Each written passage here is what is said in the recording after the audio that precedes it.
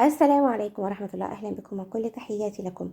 ضربة قوية اليوم تضرب أسعار الذهب في أول يوم من أيام شهر ديسمبر. آه في البداية أرجو منكم الاشتراك في القناة وتفعيل الجرس وعمل لايك للفيديو ليصلكم كل جديد من حديث المدينة. مع بداية شهر ديسمبر وأول أيامه سجل الذهب ارتفاع كبير جدا، حيث سجل جرام الذهب عيار 24 1714 جنيه للشراء و1702 للبيع، وسجل الذهب عيار 21 1500 جنيه للشراء و1490 جنيه للبيع. الذهب عيار 18 1286 جنيه للشراء 1277 جنيه للبيع.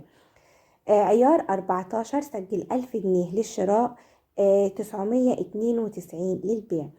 الجنيه الذهب سجل 12000 جنيه.